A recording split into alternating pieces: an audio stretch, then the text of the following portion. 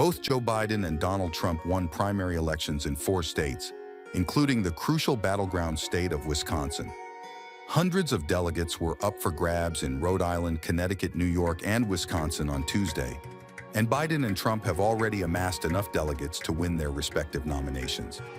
But the turnout could provide more clues about the general election in November. People hold signs that read, "Vote uncommitted." The anti-war protest secured a huge primary vote.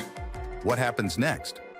Read more. Voters also had a chance to register their discontent with the nominees. Connecticut and Rhode Island gave voters the opportunity to vote uncommitted in the primary, while Wisconsin offered a similar option of uninstructed delegation. Wisconsin Democrats will be closely watching the turnout for uninstructed delegation after progressive activists launched a campaign encouraging voters to withhold support from the U.S. president to protest his handling of the war in Gaza. The Listen to Wisconsin campaign, based on similar efforts in states like Michigan and Minnesota, has attracted support from some rank-and-file union members as well as an influential group of low-wage and immigrant workers in the state.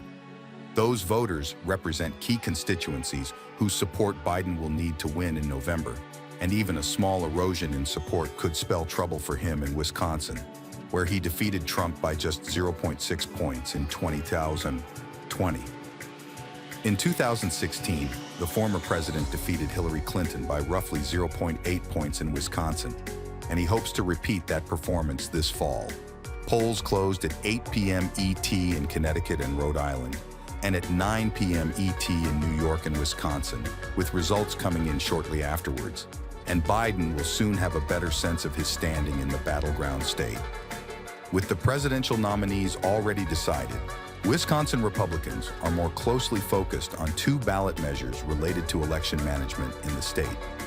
The first measure raises the question of abolishing the use of private funds in election administration, and the second asks whether only election officials designated by law may perform tasks in the conduct of primaries, elections, and referendums.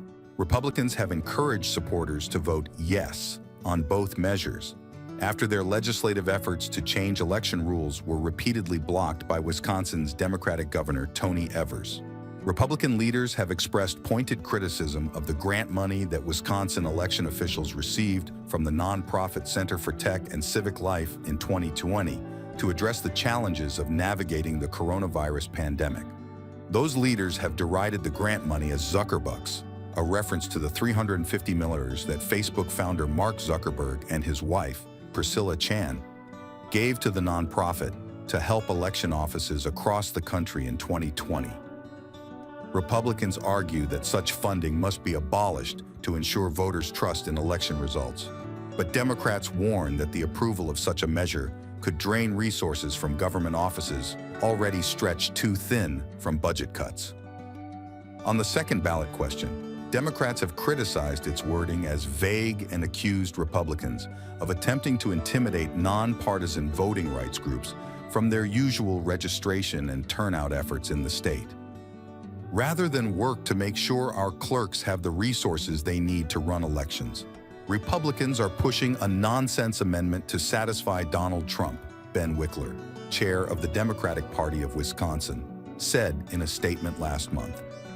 Thanks to long-standing Wisconsin law and the dedicated service of thousands of elections officials in municipalities across the state, our elections are safe and secure.